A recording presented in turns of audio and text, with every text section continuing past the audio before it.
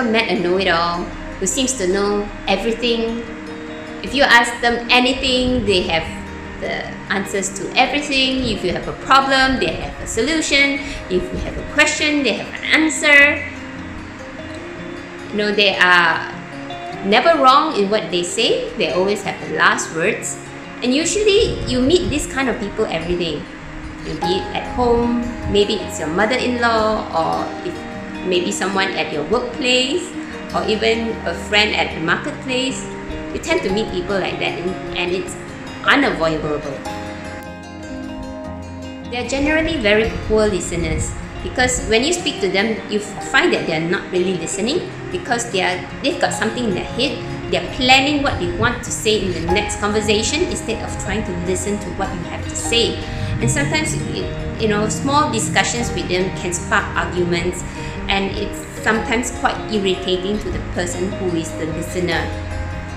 So why do these individuals behave in this way? So we got to go to the root cause to why we have know-it-alls. There are two reasons why a person projects themselves as a know-it-all. Either they have gone through an experience and they want to avoid history from repeating again, or secondly, they want to be heard. They want to be acknowledged. Because some know-it-alls, they have this lack of confidence in themselves, and they seek the need to be acknowledged, to be recognized for their self-worth. And therefore, they sometimes project themselves in a way that they do not realize that it comes to others as a bullying behavior, and they don't really realize it. So basically, it is when you encounter this kind of individuals, it's basically you're irritated by the behavior and not the person itself. So realize that you're targeting the behavior, not the person. So how do we address such situations? The first thing, your lesson number 1 is how do you respond to the situation. How you respond, this determines how the outcome of the discussion will be. So the first thing you need to ask yourself, is it your ego in charge, or is it your heart in charge of the situation? If it's your ego in charge, then you'll find the discussion will be very emotional. You find yourself being sucked into the discussion and the outcome will not be nice. Instead, if it is your heart being in the discussion, then ask yourself this: does this discussion really matter? Does it matter 1 week from now? Would it make a big difference? If it doesn't, then why harp on it? Just let it go. Let this person take over the discussion. Let the person have the limelight. Let the person be acknowledged and recognized for what he has to say. Let them speak out. If it's your ego that comes into the picture, it means you're not really in control of the situation. So pick your battles. Is it really necessary to be in control of the situation? Is it your ego, or is it your heart in this discussion? So how do we deal with these know-it-alls? So the first thing is to let them take the center stage, to give them the limelight they want. Engage them in the discussion and let them say all they need to say. And continue to engage them. When they finish with one point, continue with another point and engage them again until they get worn out, they get tired out. If you act ignorant, you give them the attention that they need, then they feel that you are not a threat to them, and therefore they are they will put their guard down instead of being in attack mode.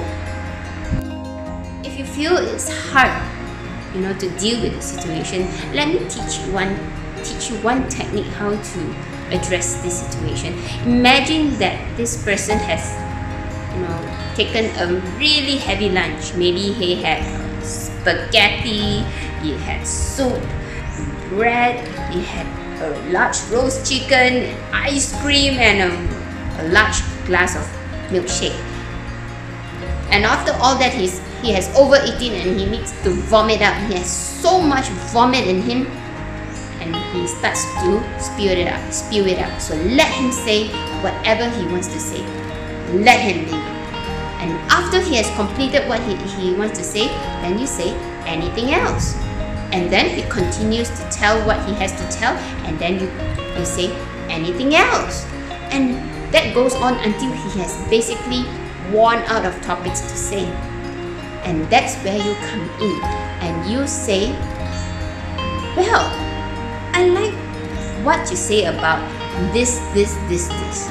So what you're actually doing is validating what the person has just said.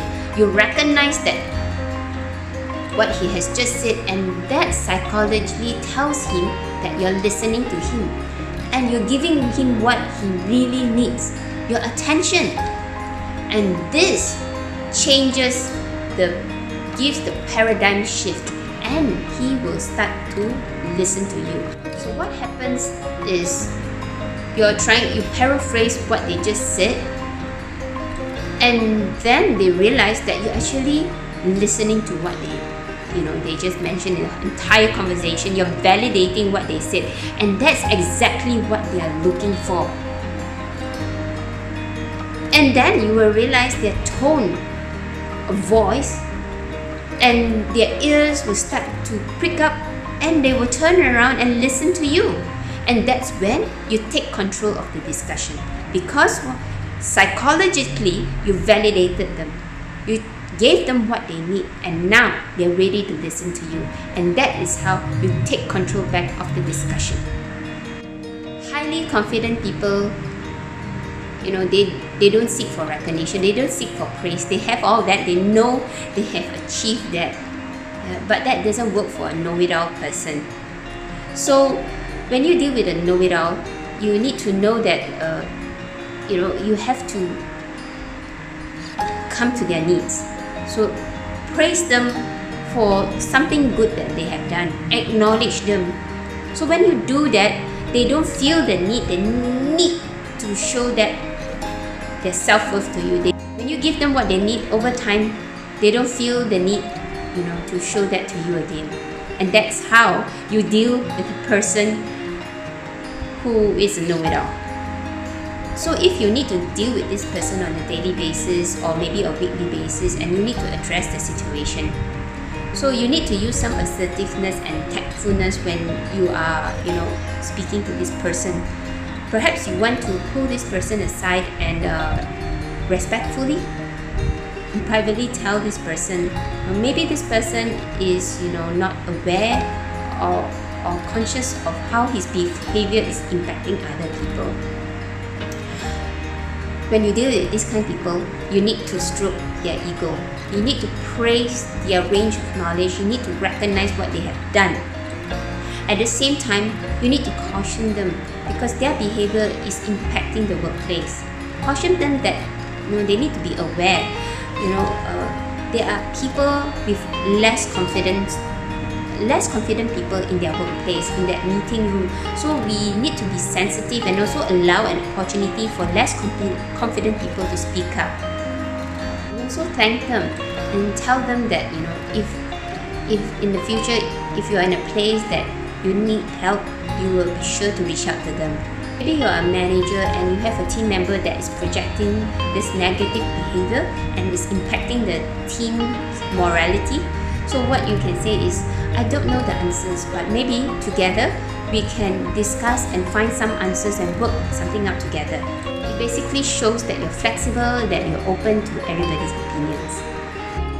However, if you are in a different situation where you are the presenter and you have a Mr. Know-it-all as part of your audience, and you are worried that Mr. Know-it-all will interrupt your discussion, so what you need to do is really prepare beforehand. Do your research thoroughly, know your facts, know what you're saying, cover the gaps, so that when Mr. Know-it-all comes in, there's no opportunity for him to intercept, and also no chance for him to disrupt the discussion or commander the discussion. So that's all I have to share with you on how to deal with Mr. Know-it-alls. I hope you enjoyed this video, and remember to like and subscribe and click the notification bell.